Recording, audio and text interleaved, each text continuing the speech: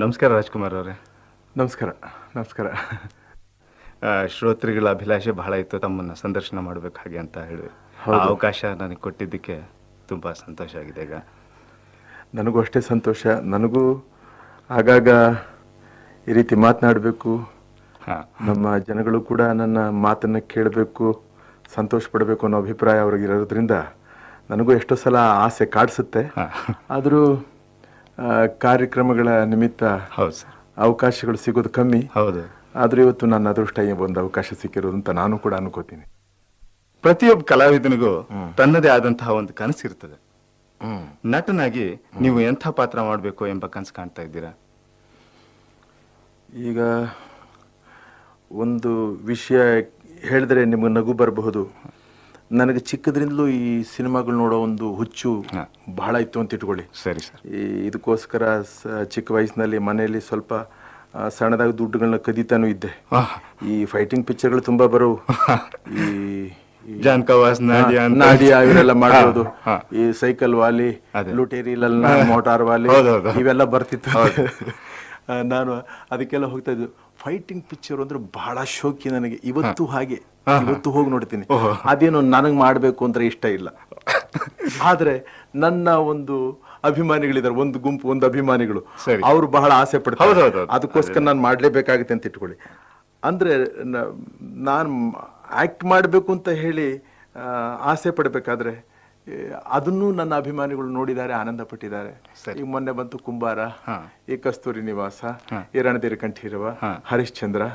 ಈ ಹರಿಶ್ಚಂದ್ರ ಇಂಥದ್ದು ಅಂತ ಹೇಳಿದ್ರೆ, ಯಾಕಂದ್ರೆ ನಾ ಹಿಂದೆ ನಮ್ಮ ತಂದೆ ಜೊತೆನಲ್ಲಿದ್ದಂಥ ಕಾಲದಲ್ಲಿ ನಾಟಕದಲ್ಲಿದ್ದೆ. ಅವಾಗ ಹಾಗೆಲ್ಲ ಬರೀ ಪೌರಾಣಿಕ ನಾಟಕಗಳನ್ನೇ ವಿಶೇಷವಾಗಿ ಆಡ್ತಾ ಇದ್ರಿಂದ ನನ್ನ ಮಮತೆ ಹೆಚ್ಚಾಗಿ ಅದ್ರ ಕಡೆನೆ ಬಾಲತ್ತೆ. ಪೌರಾಣಿಕ. ಹೌದು. ಅದರಿಂದ ಆ ಪಾತ್ರಗಳು ಜಾಸ್ತಿ ಹಿಡಿಸುತ್ತೆ. ಮೇಲಾಗಿ ಭಕ್ತಿ ಅಂದ್ರೆ ನಮ್ಮ ತಂದೆಯಿಂದ ನನಗೆ ಬಂದಿದ್ದು ಅಂತ ಇಟ್ಕೊಳ್ಳಿ. ಅಂದ್ರೆ ಆ ಭಕ್ತಿಯ ಒಂದು ಪರಿಣಾಮ, ಅದರ ಅನುಭವ ವಿಶೇಷವಾಗಿ ನನಗೆ ಹೇಳೋದಕ್ಕೆ ಬರದೆ ಹೋದ್ರೂ ನಮ್ಮ ಅಪ್ಪಾಜಿ ಭಕ್ತರು. ಅವರು ದೇವರನ್ನ ಪೂಜೆ ಮಾಡ್ತಿದ್ರು.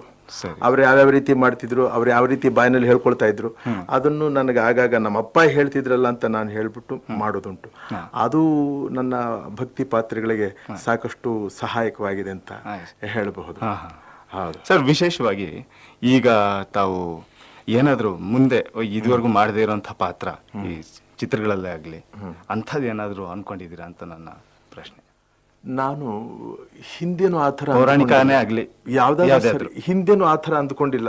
ಹೇಳಿದ್ನಲ್ಲ, ಈ ಪೌರಾಣಿಕ ಪಿಕ್ಚರ್ಗಳು ಈ ಕಿರೀಟ ಹಾಕೊಂಡು ಜೋರಾಗಿ ಮಾಡಬೇಕು, ಮತ್ತೆ ಈ ಧೀರೋದ್ಧತ್ವಂತ ಪಾತ್ರಗಳು ಇವುಗಳೆಲ್ಲ ಮಾಡಬೇಕು ಅನ್ನೋ ಆಸೆ ಏನೋ ತುಂಬಾ ಇದೆ. ಅದಕ್ಕೆ ಸರಿಯಾದ ಕಥಾವಸ್ತು, ಸಂದರ್ಭಗಳು, ಎಲ್ಲದಕ್ಕಿಂತ ಹೆಚ್ಚಾಗಿ ನಮ್ಮ ಮನಸ್ಸನ್ನ, ಅಂದ್ರೆ ನಮ್ಮ ಒಳಗಡೆ, ಮನಸ್ಸಿನ ಒಳಗಡೆ ನುಗ್ಗಿ ಆ ಹೃದಯನ ಹಿಡಿಯುವಂಥ ಪಾತ್ರಗಳು. ಯಾಕಂದ್ರೆ ನಾವು ಹಸಿದಾಗ ನಮಗೆ ಬೇಕಾದ ಪದಾರ್ಥಗಳು ಸಿಕ್ಕಿದಾಗ ನಾವೆಷ್ಟು ಅನುಭವಿಸಿ ಅದನ್ನ ಆನಂದವಾಗಿ ತಿಂತೀವೋ ಅಷ್ಟೇ ಆನಂದ ನಾವು ಮಾಡೋ ಪಾತ್ರಗಳಲ್ಲೂ ಇರಬೇಕು ಅಂತ ನನ್ನ ಆಸೆ.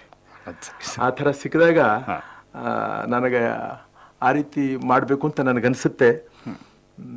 ಅಂದ್ರೆ ಇಲ್ಲಿವರೆಗೆ ಮಾಡಿರೋದ್ರಲ್ಲಿ ನನಗೆ ಅವೆಲ್ಲ ಸಾಕಷ್ಟು ತೃಪ್ತಿ ತಂದಿರಬಹುದೇ ಅಂತ ಹೇಳಿದ್ರೆ ಸ್ವಲ್ಪ ಮಟ್ಟಿಗೆ ತಂದಿರುತ್ತೆ. ಸ್ವಲ್ಪ ಮಟ್ಟಿಗೆ ಅಂದ್ರೆ ಒಂದು ಕಾಲು ಭಾಗ ತಂದಿರಬಹುದು. ಮುಕ್ಕಾಲ್ವಾಸಿ ಇನ್ನೂ ಆ ಹಸಿವು, ಆ ದಾಹ ಹಾಗೆ ಇದೆ. ಅದಿರ್ಲೇಬೇಕು. ಹೌದು. ಅದು ಯಾವಾಗ ದೇವರು ನನಗೆ ಅನುಗ್ರಹ ಮಾಡ್ತಾನೋ ಆ ಪೂರ್ಣತೆ ಅನ್ನೋದನ್ನ ಪಡೆಯೋದಕ್ಕೆ ನನಗಂತೂ ಗೊತ್ತಿಲ್ಲ. ಅಭಿನಯ ಮತ್ತು ನಿರ್ಮಾಣ ಬಿಟ್ಟು ಇನ್ಯಾವುದಾದ್ರೂ ಮಹತ್ತರವಾದ ಯೋಜನೆನ ಕನ್ನಡ ಚಿತ್ರೋದ್ಯಮಕ್ಕೆ ಮಾಡಬೇಕು ಅಂತ ಅನ್ಕೊಂಡಿದ್ದೀರಾ ನೀವು? ಅಭಿನಯ ಮತ್ತು ನಿರ್ಮಾಣ ಇವೆರಡು ಮಾಡಿದ್ದೀರಾ ನೀವು? ನಾನು ಮಾಡಿಲ್ಲ, ಯಾಕೆಂದ್ರೆ ನಮ್ಮ ಮನೆಯವರು ಮಾಡ್ತಾ ಇದ್ದಾರೆ. ಸರಿ ಆಯ್ತಾಯ್ತು. ಯಾಕಂದ್ರೆ ನಿರ್ಮಾಣದ ಬಗ್ಗೆ ನನಗಷ್ಟು ಆಸಕ್ತಿ ಹಿಂದೇನು ಇರಲಿಲ್ಲ, ಇವತ್ತಿಗೂ ಇಲ್ಲ. ಸರಿ. ನನಗೇನಿದ್ರು ಬರೀ ಏನಾದರೂ ನನ್ನಲ್ಲಿರ್ತಕ್ಕಂಥ, ಅಂದ್ರೆ ಇದೆ ಅಂತಲೂ ಅಲ್ಲ, ಇಲ್ಲ ಅಂತಲೂ ಅಲ್ಲ.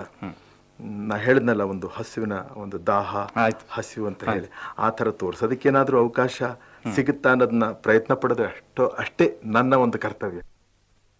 ನಮ್ಮ ಕಲಾವಿದರುಗಳೆಲ್ಲ ಸೇರ್ಕೊಂಡು ಒಂದು ಸಂಘ ಅಂತ ಮಾಡ್ಕೊಂಡು, ಕನ್ನಡ ಚಲನಚಿತ್ರ ಕಲಾವಿದರ ಸಂಘ ಅಂತ ಮಾಡ್ಕೊಂಡಿದ್ದೀವಿ. ಯಾಕೆಂದ್ರೆ ನಾವು ಬಂದಿದ್ದು ರಂಗಭೂಮಿಯಿಂದ ಚಿತ್ರರಂಗಕ್ಕೆ. ಆದ್ರಿಂದ ಒಂದು ರಂಗಮಂದಿರ, ಈ ಒಂದು ಕಲಾರಂಗವನ್ನ ನಂಬ್ಕೊಂಡಿರ್ತಕ್ಕಂಥ ಕೆಲವು ಹಳೆ ವ್ಯಕ್ತಿಗಳು, ಅಶಕ್ತರು ಅಂತ ಅನ್ನೋದಕ್ಕಿಂತಲೂ ಯಾರಿಗೆ ಈಗ ಸಂದರ್ಭ ಇದೆಯೋ ಯಾಕಂದ್ರೆ ಈ ಕಲಾವಿದನ ಅಶಕ್ತರು ಅಂತ ಹೇಳೋದಕ್ಕೆ ನನಗೆ ಸ್ವಲ್ಪ ಕಷ್ಟ ಆಗುತ್ತೆ. ಆರ್ಥಿಕವಾಗಿ ಸ್ವಲ್ಪ ಕಷ್ಟಪಡ್ತಾರೆ ಅಂತ ಹೇಳ್ಬಹುದು.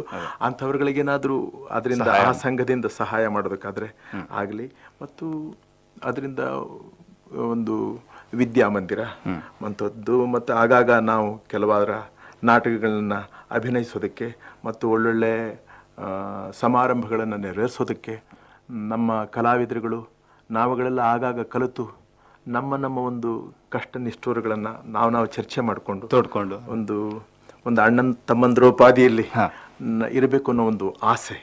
ಆದ್ರಿಂದ ಅದಕ್ಕೆ ನಾವೆಲ್ಲರೂ ಸೇರ್ಕೊಂಡಿದ್ದೀವಿ. ಎಲ್ಲ ಕಲಾವಿದರುಗಳು ಅದರ ಬಗ್ಗೆ ಸಾಕಷ್ಟು ಆಸಕ್ತರಾಗಿದ್ದಾರೆ. ಇದು ಇವಾಗ ಸದ್ಯದಲ್ಲಿ ಅದರಲ್ಲಿ ನಮ್ಮ ಮುಖ್ಯಮಂತ್ರಿಗಳು ಕೂಡ ಸಾಕಷ್ಟು ಭರವಸೆ ಕೊಟ್ಟಿದ್ದಾರೆ. ನಿಮಗೆ ಬೇಕಾದಂಥ ಒಳ್ಳೆ ಸ್ಥಳ ನಾವು ಕೊಡ್ತೀವಿ ಅಂತ ಹೇಳಿ, ಅದನ್ನ ಕೊಡಬಹುದು. ಆದಷ್ಟು ಬೇಗ ಅದನ್ನ ಕಾರ್ಯಕ್ರಮಕ್ಕೆ ತಗೊಂಡ್ಬರೋದ್ರಲ್ಲಿ ನಾವು ಈಗ ನಿಮ್ಮ ಮೊದಲನೇ ಹೆಜ್ಜೆ ರಂಗಮಂದಿರನ ಸರ್? ಹೌದು ಸರ್, ಹೌದು. ಮೊದಲು ಗುಬ್ಬಿ ನಾಟಕದ ಕಂಪನಿಯಲ್ಲಿ ಇದ್ದೀವಿ, ವೀರಣ್ಣವರ ಆಶ್ರಯದಲ್ಲಿ. ಆಮೇಲೆ ನಮ್ಮ ದಿವಂಗತ ಸುಬ್ಬಯ್ಯ ನಾಯ್ಡು ಅವರ ಆಶ್ರಯದಲ್ಲಿ ಕೂಡ ಒಂದು 2-3 ವರ್ಷಗಳ ಕಾಲ ನಾವಿದ್ವಿ. ಶೇಷಕಮಲ ಕಲಾಮಂಡಳಿ ಅಂತ ಹೇಳಿ ಶೇಷಾಚಾರ್ಯರು ಅವರ ಒಂದು ಆಶ್ರಯದಲ್ಲಿ ಕೆಲವು ಕಾಲ ಇದ್ವಿ. ಸರಿ, ಹೀಗೆ ನಾಟಕದ ಕಂಪನಿ ಅಂತ ಹೇಳಿದಾಗ ಅಲ್ಲಲ್ಲಿ ಸುತ್ತಾಡ್ತಾ ಇರ್ಬೇಕಾಗ್ತದೆ. ಸರಿ. ಈವರೆಗೂ ಅಭಿನಯಿಸಿರುವ ಚಿತ್ರಗಳಲ್ಲಿ ನಿಮಗೆ ಅತ್ಯಂತ ಸಮಾಧಾನ ಕೊಟ್ಟಂತಹ ಪಾತ್ರಗಳು ಯಾವುವು? ಯಾವ ಕಾರಣಕ್ಕಾಗಿ ಸಮಾಧಾನ ಕೊಟ್ಟವು? ಅದು ಹೇಳೋದಕ್ಕೆ ಹೋದ್ರೆ ಒಂದು ದೊಡ್ಡ ರಾಮಾಯಣವೇ ಆಗುತ್ತೆ ಅಂತ ಇಟ್ಕೊಳ್ಳಿ. ಸಣ್ಣದಾಗಿ ಯಾವ್ದಾನ ಒಂದೆರಡು ವಿಶ್ಲೇಷಣೆ. ಸಣ್ಣದಾಗಿ ಅಂದ್ರೆ ಮುಖಾಲ್ವಾಸಿ ಈ ಭಕ್ತಿ ಪಾತ್ರಗಳೇ ವಿಶೇಷವಾಗಿ ಕನಕದಾಸ, ಕುಂಬಾರ ಹಾಗೂ ಸಂತ ತುಕಾರಾಮ್ ಇವುಗಳೆಲ್ಲ ಈ ಪಾತ್ರಗಳು. ಅಂದ್ರೆ ಅವುಗಳಲ್ಲಿ ಒಂದೊಂದು ಗುಣ, ಆ ವ್ಯಕ್ತಿತ್ವ, ಅವರುಗಳು ಯಾವುದನ್ನ ಜೀವನಾದ್ಯಂತ ಅನುಸರಿಸಿಕೊಂಡು ಅವರು ಒಂದು ಭಗವಂತನ ಸಾಕ್ಷಾತ್ಕಾರ ಪಡೆಯೋದಕ್ಕೆ ಕಾರಣವಾದರು. ಆ ಒಂದಿದು ಸಾಧಾರಣ ನಾವು ಅಭಿನಯಿಸುವಾಗ ನಮ್ಮ ಮನಸ್ಸಿನ ಮೇಲೆ ಪರಿಣಾಮ ಆಗೇ ಆಗುತ್ತೆ. ಅದು ಈಗ ವ್ಯಕ್ತಿತ್ವದ ಬಗ್ಗೆ ಯೋಚನೆ ಮಾಡುವಾಗ ಒಬ್ಬ ಮನುಷ್ಯನಿಗೆ ಅವನು ಧೀರನಾಗಿರ್ಬೇಕು, ಗಂಡಸಾಗಿ ಬಾಳಬೇಕು. ಧೀರನಾಗಿರ್ಬೇಕು ಅಂತ ಅಂದ್ರೆ ಏನು? ಪೌರುಷ ಇರಬೇಕು. ಯುದ್ಧಕ್ಕೆ ಹೋದ್ರೆ ಒಂದು 8 ಜನ ಹೊಡೆದಾಕ್ಬೇಕು, 8 ಜನ ಸಾಯಿಸ್ತಂದ್ರೆ 10 ಜನ ಸಾಯಿಸ್ತ, ಇದೇ ಒಂದು ಪೌರುಷ, ಧೀರೋದಾತ್ತನ ಅಂತಂದು. ಅವರು ಆ ಭಕ್ತರು ಏನಪ್ಪ ಸಾರಿದ್ರು ಅಂತ ಹೇಳಿದ್ರೆ ಸಮಾಧಾನವೇ ದೊಡ್ಡ ವೀರೋಚಿತವಾದಂಥ ಆಯುಧ ಅನ್ನೋದನ್ನ ಅವರು ಸಾಧಿಸಿದ್ರು. ಭಕ್ತಿಗಿಂತ ದೊಡ್ಡ ವೀರತ್ವ ಯಾವುದು ಇಲ್ಲ ಅಂತ. ಈಗ ಮನುಷ್ಯ ಧೀರ್ನಾಗ್ಬೇಕಾದ್ರೂ ಕೊನೆ ಬಸವಣ್ಣವ್ರೇನು ಹೇಳಿದ್ರು? ಛಲಬೇಕು ಶರಣಂಗೆ ಪರಧನವನೊಲ್ಲನೆಂಬ ಛಲಬೇಕು ಶರಣಂಗೆ. ಇನ್ನು ಅದಕ್ಕಿಂತ ದೊಡ್ಡ ಧೀರತನ, ಛಲತ್ವ ಬೇರೆ ಇನ್ನೇನಿದೆ? ಈ ಥರ ಈ ಮಹನೀಯರುಗಳ ಪಾತ್ರಗಳಲ್ಲಿ ನನಗೆ ಸಿಕ್ಕದಂಥ ಸೂಕ್ಷ್ಮವಾದಂಥ, ಮಹಾಸುಂದರವಾದಂಥ, ವಿಶಾಲವಾದಂಥ ಗುಣಗಳು. ಹೌದು, ಇವೇ ಸಮಾಧಾನ ಕೊಟ್ಟು ನಾವು ಅದನ್ನು ಆಚರಿಸಕ್ ಆಗದೆ ಇರಬಹುದು, ಅಂತೂ ಸಮಾಧಾನ ತೃಪ್ತಿಯಂತೂ ಕೊಟ್ಟಿವೆ ಆ ಪಾತ್ರಗಳು. ಹೌದು. ಈವರೆಗಿನ ಅಭಿನಯ ಜೀವನದಲ್ಲಿ ನಿಮ್ಮ ಅತ್ಯಂತ ಸುಖ ಹಾಗೂ ದುಃಖಮಯವಾದ ಗಳಿಗೆಗಳು ಯಾವುದಾದ್ರೂ ಹೇಳ್ತೀರಾ ಸರ್? ಅದು ಹೇಳೋದು ನಮಗೆ ಜನ್ಮ ಕೊಟ್ಟ ನಮ್ಮ ತಂದೆ, ನನ್ನ ದೇವರು, ಅದನ್ನು ಕಳ್ಕೊಂಡಿದ್ದೇ ಅತ್ಯಂತ ದುಃಖವಾದ ಸಂದರ್ಭ. ಹೌದು. ಅದು ಇವತ್ತಿಗೂ ಅದು ಹಸಿಯಾಗಿ ಉಳಿದಿದೆಯೋ ಹೊರತು ಇನ್ನೂ ಒಣಗಿಲ್ಲ. ಏನೇ ಆದರೂ ನಾವು ಎಷ್ಟೇ ಮುಂದಕ್ಕೆ ಹೋದ್ರೂ ಆಸೆ ಅನ್ನೋದು ಮನುಷ್ಯನಿಗೆ ಆಕಾಶದಷ್ಟಿರುತ್ತೆ ಅಂತ ಹೇಳ್ತಾರೆ ನೋಡಿ. ಹಾಗೆ ಜನರ ಒಂದು ಹರ್ಷೋದ್ಗಾರ, ಸಂತೋಷ, ಒಂದು ಪ್ರೋತ್ಸಾಹ, ಅವರ ಪ್ರೇಮದ ನುಡಿಗಳು ಇದನ್ನೆಲ್ಲ ಕೇಳಿದಾಗ ಅಯ್ಯೋ ಅವರಿದ್ದಿದ್ರೆ ಚೆನ್ನಾಗಿರ್ತಿತ್ತು, ಅವರಿದನ್ನ ಯಾವಾಗಲೂ ಬಯಸ್ತಾ ಇದ್ರು, ಅವರು ಸಾಯೋವರೆಗೂ ಅದನ್ನ ಬಯಸ್ತಾ ಇದ್ರು. ಅದು ಆಗ್ಲಿಲ್ಲ. ಅದೊಂದು ಇದ್ದೇ ಇರುತ್ತೆ, ಆ ದುಃಖ ಅದನ್ನ ಕಳ್ಕೊಳಕ್ ಆಗೋದಿಲ್ಲ. ಆಮೇಲೆ ನಾಟಕಗಳಲ್ಲಿ ನೀವು ಮಾಡ್ತಾ ಇದ್ರಲ್ಲ ಸರ್ ಹಿಂದೆ, ಕಂಪನಿ ನಾಟಕಗಳಲ್ಲಿ ತುಂಬಾ ಸಂತೋಷ ಕೊಟ್ಟಂಥದ್ದು? ಆವಾಗ ಪಾತ್ರಗಳನ್ನ ಅರ್ಥ ಮಾಡ್ಕೊಳ್ಳೋಷ್ಟು ನನಗೆ ಶಕ್ತಿ ಆಗ್ಲಿ ಚೈತನ್ಯವಾಗ್ಲಿ ಇರ್ಲಿಲ್ಲ ಇವ್ರೆ.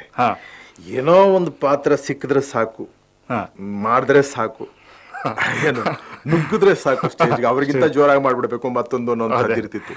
ನಿಮ್ಗೆ ತುಂಬಾ ನಾಚಿಕೆನೂ ಇತ್ತು ಅಂತ ಕೇಳಿದೀನಿ ಸರ್. ತುಂಬಾ ನಾಚಿಕೆ ಅಂದ್ರೆ ಹೆಣ್ಣು ಪಾರ್ಟಿಗಳು ಮಾಡೋದಕ್ಕೆ ನಾಚಿಕೆ ಇರ್ತಿತ್ತು ನನಗೆ. ಗಂಡ ಪಾತ್ರ. ಹೌದು, ಈ ವೀರಣ್ಣ ಅವ್ರ ಕಂಪ್ನಿಯಲ್ಲಿ ನನಗೆ ಸಾಧಾರಣ ಈ ಸೀರೆ ಉಟ್ಕೊಂಡು ಈ ಗುಂಪಿನಲ್ಲಿ ನಿಂತ್ಕೊಳ್ಳೋಂಥ ಪಾತ್ರ ಅಂದ್ರೆ ಈ ರಾಣಿ ಪಾತ್ರ ಮಾಡ್ತಾರೆ ನೋಡಿ, ಅವ್ರ ಜೊತೆ ಸಖೀರಾಗಿ ಇರೋದು. ಆವಾಗ ನಮ್ಮ ಈಗ ಹೋಗ್ಬಿಟ್ರು ಸ್ವರ್ಣಮ್ನವ್ರು ಅಂತ ಹೇಳ್ಬಿಟ್ಟು, ಹೌದು ಸ್ವರ್ಣಮ್ಮ ಗುಬ್ಬಿವರಣ್ಣವರ ಮಗಳು ಅವರು ಮತ್ತು ಮಾಲ್ತಮ್ಮನವ್ರು ಇವ್ರ ಜೊತೆನೆಲ್ಲ ಮಾಡ್ತಾ ಇದ್ವಿ. ಇವರು ನಮ್ಮನ್ನ ಎಳೆದು ಮುಂದೆ ನಿಲ್ಸ, ಮುಂದ್ಗಡೆ ಬಂದು ನಿಂತ್ಕೊಳ್ಳೆ ಜನ ಎಲ್ಲ ನೋಡ್ಲಿ. ಹಾಗೆ ನನಗೆ ನಾಚಿಗೆ ಆ ಸೀರೆ ಉಟ್ಕೊಂಡು ನಿಂತ್ಕೊಳ್ಳೋದಕ್ಕೆ. ಇದು ಒಂಥರ ಗಂಡು ಪಾಠ ಮಾಡ್ಬೇಕು ಅನ್ನೋ ಆಸೆ ನನಗೆ. ಅಲ್ಲಿ ತೃಪ್ತಿ ಪಡುವಂತ ಪಾತ್ರಗಳಿಗೆ ನಮಗೇನು ಅವಕಾಶ ಅಷ್ಟು, ಅದೇ ಹೇಳಿದ್ನಲ್ಲ, ನನಗಷ್ಟು ತಿಳುವಳಿಕೆ ಸಾಕಾಗ್ತಾ ಇರ್ಲಿಲ್ಲ. ಹೌದು, ನಾನು ಪಾತ್ರಗಳು ಮಾಡೋದಕ್ಕಿಂತಲೂ ನೋಡಿ ಆನಂದ ಪಡ್ತಾ ಇದ್ದೆ ವಿಶೇಷವಾಗಿ. ಅವಾಗ ಎಲ್ಲಾ ನಾಟಕಗಳು ನನ್ನ ಬಾಯಿನಲ್ಲೇ ಇರ್ತಿತ್ತು ಅಂತ ಇಟ್ಕೊಳ್ಳಿ. ಈಗ ಸುಬ್ಬಯ್ಯನಾಯ್ಡು ಅವರ ರಾಜಭಕ್ತಿ ಏನಾದ್ರು ತಾವು ನೋಡಿದ್ರೆ ಸರ್? ರಾಜಭಕ್ತಿ ನೋಡಿದ್ದೆ ನಾನು, ಸುಬ್ಬಯ್ಯನಾಯ್ಡು ಅವ್ರು ಮಾಡಿದ್ದ ನೋಡಿರ್ಲಿಲ್ಲ.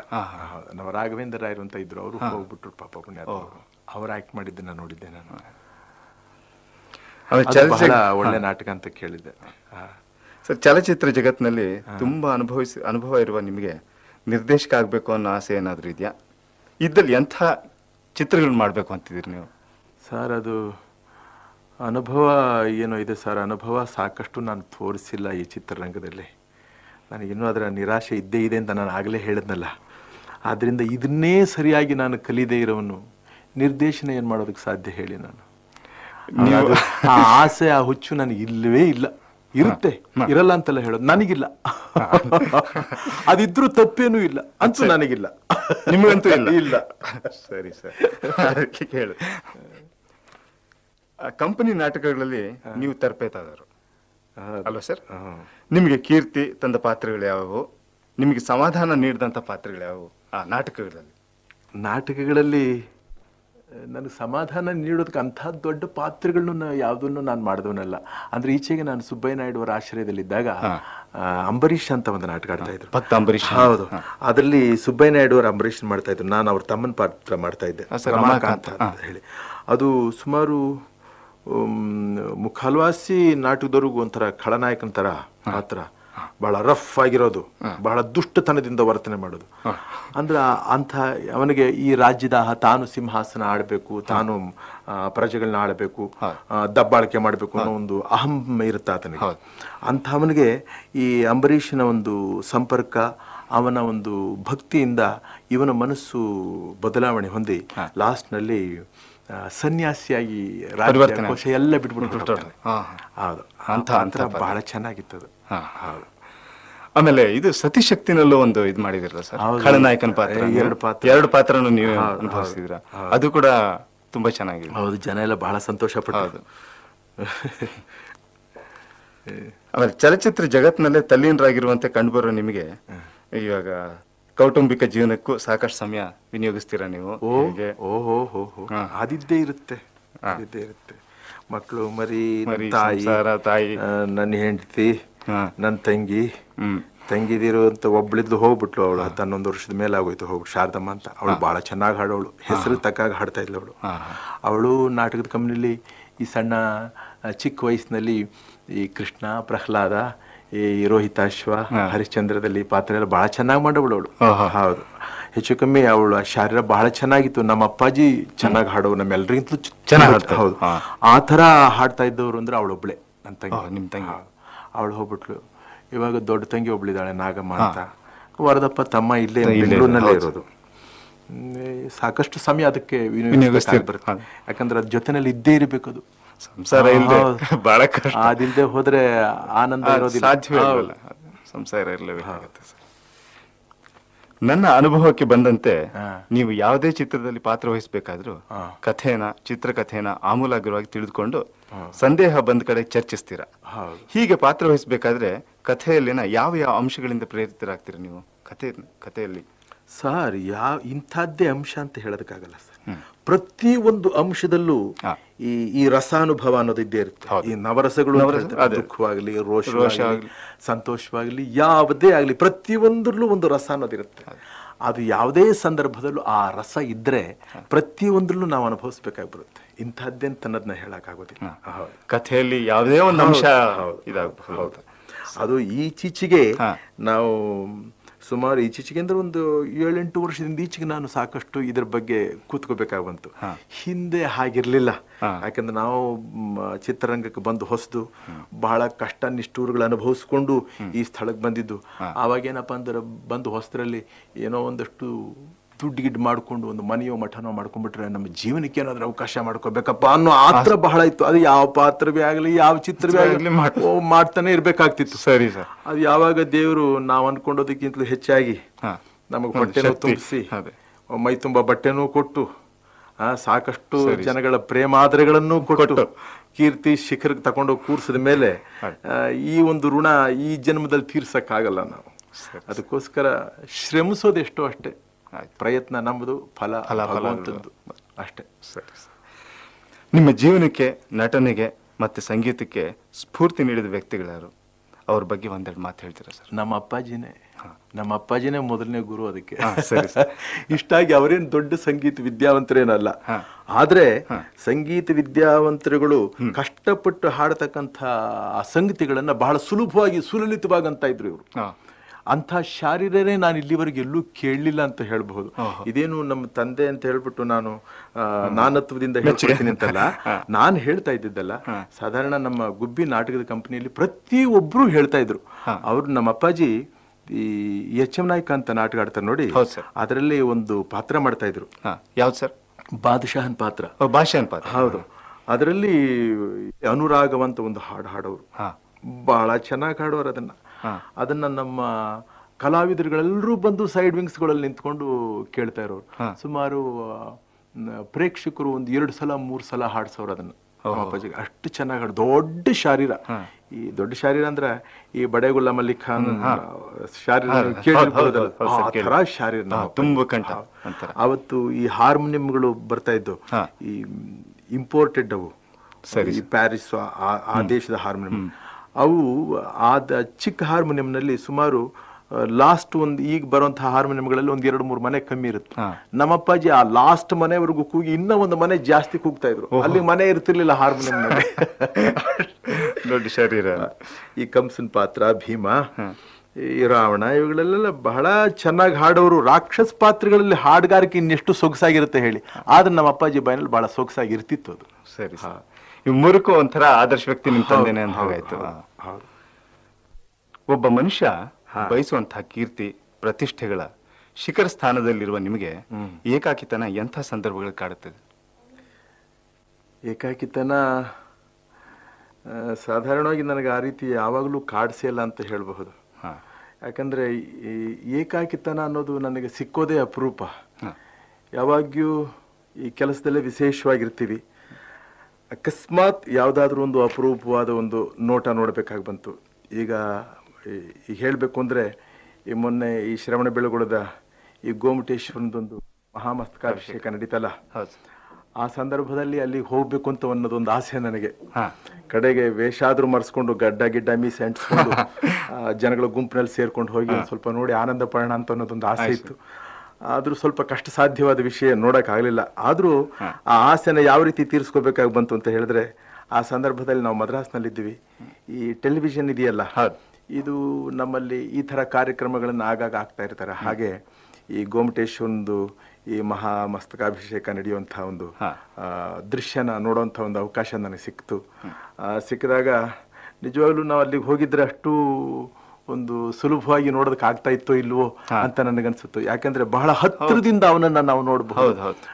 ಅದು ಬೇರೆ ಲಕ್ಷಾಂತರ ಜನ. ಹೌದು. ಬಹಳ ಸೊಗಸಾಗಿತ್ತು ಅಂತ ಹೇಳಿದ್ರೆ ಅದನ್ನ ವರ್ಣನೆ ಮಾಡೋದಕ್ಕೆ ಪದಗಳ ಸಾಲಲ್ಲ ಅಂತ ಹೇಳಬಹುದು. ಏನ ಮೈ ಮೇಲೆ ಹಾಲ್ನ ಹಾಕ್ತಾ ಇದ್ರೆ ಒಂಥರ ಫಾಲ್ಸ್ ಅಲ್ಲಿ ನೀರು ಹೇಗೆ ಬೀಳುತ್ತೋ ಹಾಗೆ ಆ ಮೈ ಮೇಲೆ ಬೀಳ್ತಾ ಇದ್ರೆ ಏನೋ ಅದನ್ನ ವರ್ಣನೆ ಮಾಡಕ್ ಆಗಲ್ಲ ಅಂತ ಹೇಳಿದ್ನಲ್ಲ. ಹಾಗೆ ಒಂಥರ ರೋಮಾಂಚನ. ನಮಗೆ ಗೊತ್ತಾಗದ ಹಾಗೆ ಕಣ್ಣಲ್ಲಿ ನೀರು, ಆ ಆನಂದ, ಅದನ್ನ ಹೇಳೋದಕ್ಕೆ ಸಾಧ್ಯ ಇಲ್ಲ ಅಂತ ಇಟ್ಕೊಳ್ಳಿ. ಅಷ್ಟ್ರ ಆವಾಗ ಅನಿಸ್ತು, ಅಯ್ಯೋ ಈ ಸಂದರ್ಭದಲ್ಲಿ ಹೋಗಿದ್ರೆ ಎಷ್ಟು ಚೆನ್ನಾಗಿತ್ತು ಅಂತ. ಆವಾಗ ಒಂದ್ ಸ್ವಲ್ಪ ಈ ಏಕಾಕಿತನ ಅದ್ರ ಬಗ್ಗೆ ಸ್ವಲ್ಪ ನನಗೆ ಯೋಚನೆ ಬಂತು. ಆದ್ರೂ ಅದೇನಂತ ದೊಡ್ಡ ವಿಷಯವಾಗಿ ನನ್ನ ಕಾಡ್ಲಿಲ್ಲ ಅಂತ ಇಟ್ಕೊಳ್ಳಿ. ಅಂತೂ ಇಲ್ಲಿವರೆಗೆ ಯಾವುದು ಆ ಥರ ಕಾಡ್ಲಿಲ್ಲ. ಯಾಕಂದ್ರೆ ಜನಗಳ ಪ್ರೇಮವೂ ಬೇಕು. ಒಂದೊಂದು ಸಂದರ್ಭದಲ್ಲಿ ನಾವು ಅವರನ್ನ ಸಂಧಿಸಿದಾಗ ಅವರುಗಳಿಂದ ಸಿಕ್ಕತಕ್ಕಂತಹ ಒಂದು ಆ ವಾತ್ಸಲ್ಯದ ಮಾತುಗಳು, ಆ ಹರ್ಷೋದ್ಗಾರ, ಇವುಗಳನ್ನೆಲ್ಲ ಕಣ್ಣಿಂದ ನೋಡಿದಾಗ ಮತ್ತು ಕಿವಿಯಿಂದ ಕೇಳಿದಾಗ ನನ್ನ ಜನ್ಮ ನಿಜವಾಗಿಯೂ ಎಂಥ ಸಾರ್ಥಕ ಪಡೆದಿದೆ. ವರ್ಷಗಳು ಮುಗಿತಾ ಅಯ್ಯೋ ಇನ್ನೊಂದು 50 ವರ್ಷ ದೇವರು ಹೆಚ್ಚು ಕೊಡಬಾರ್ದ. ಯಾಕಂದ್ರೆ ಈ ಚಿತ್ರರಂಗದಲ್ಲೇ ಇರಬೇಕು ಅನ್ನೋಂಥದ್ದಲ್ಲ, ಈ ಅನುಭವಿಸೋದಕ್ಕೋಸ್ಕರವಾದ್ರೂ ಆಯಸ್ಸು ದೇವರು ಜಾಸ್ತಿ ಮಾಡಬಾರ್ದೆ ಅಂತ ನನಗನ್ಸುತ್ತೆ ಅಂತ ಇಟ್ಕೊಳ್ಳಿ. ತಮ್ಮ ಹಾಡಿಲ್ದೆ ಯಾವುದೇ ಕಾರ್ಯಕ್ರಮ ಮುಕ್ತಾಯ ಆಗೋದು ಅಷ್ಟು ಚೆನ್ನಾಗಿರೋದಿಲ್ಲ. ಆದ್ರಿಂದ ಶ್ರೋತೃಗಳು ಇದಕ್ಕೋಸ್ಕರ ಆದ್ರೂ ಒಂದು ಹಾಡು ಹಾಡ್ಬೇಕಂತ ಕೇಳ್ತೀನಿ. ಏನ್ ಹಾಡುಗಳು ಅವ್ರು ಕೇಳ್ಬೇಕು ಅಂತಲೇ ಎಲ್ಲಾ ಚಿತ್ರಗಳಲ್ಲಿ ಈಗ ನಾನೇ ಹಾಡ್ತಾ ಇದ್ದೀನಿ. ಆದ್ರೂ ಸಾಲದಕ್ಕೆ ಈ ದೇವ್ರ ನಾಮಗಳು ಬೇರೆ ಈಚೆಗೆ ಹಾಡ್ತಾ ಇದ್ದೀನಿ ನೋಡಿ. ಸರಿ, ಹಳೆ ಈ ಪುರಂದರದಾಸರ ಕೃತಿಗಳನ್ನೆಲ್ಲ ಹಳೆ ಧಾಟಿನಲ್ಲೇ ನಮ್ಮವ್ರುಗಳೆಲ್ಲ ಹಿಂದ್ಲವರೆಲ್ಲ ಹಾಡ್ತಾ ಇದ್ರಲ್ಲ, ಅದೇ ರಾಗಗಳಲ್ಲಿ ಈಚೆಗೆ. ಹೌದು, ಅವರುಗಳ ಅಪೇಕ್ಷೆಯು ವಿಶೇಷವಾಗಿರೋದ್ರಿಂದ ಈ ಸಂದರ್ಭನ ಯಾಕೆ ಉಪಯೋಗಿಸ್ಕೋಬಾರದು ಅಂತ ಹೇಳಿ, ಯಾಕೆ ಉಪಯೋಗಿಸ್ಕೋಬಾರದು ಅಂತ ಈಗ ನಾನು ಆ ಥರ ಎಲ್ಲ ಹಾಡ್ತಾ ಇದ್ದೇನೆ. ಒಳ್ಳೆ ಬಹಳ ಜನಪ್ರಿಯವಾಗಿದೆ. ರಾಘವೇಂದ್ರ ಸ್ವಾಮಿಗಳದ್ದು ಹಾಡ್ಬಿಡ್ಲಾ? ಹಾಡಿ ಸರ್, ಅದನ್ನೇ ಹಾಡಿ. ಅದಕ್ಕೆ ಏನು ದಾಹ ಯಾವ. ಓಹೋ, ಅದ್ಭುತವಾಗಿದೆ. ಪೂಜ್ಯಾಯ ರಾಘವೇಂದ್ರಾಯ ಸತ್ಯಧರ್ಮರತಾಯ ಚ ಭಜತಾಂ ಕಲ್ಪವೃಕ್ಷಾಯ ನಮತಾಂ ಕಾಮಧೇನವೇ. ಏನೋ ದಾಹ ಯಾವ ಮೋಹ, ಏನೋ ದಾಹ ಯಾವ ಮೋಹ ತಿಳಿಯದಾಗಿದೆ ಸ್ವಾಮಿ, ಇನ್ನು ನಿನ್ನ ಹೆಸರ ಹೇಳೋ ಆಸೆಯಾಗಿದೆ. ಏನೋ ದಾಹ ಯಾವ ಮೋಹ ತಿಳಿಯದಾಗಿದೆ ಸ್ವಾಮಿ, ಇನ್ನು ನಿನ್ನ ಹೆಸರ ಹೇಳೋ ಆಸೆಯಾಗಿದೆ.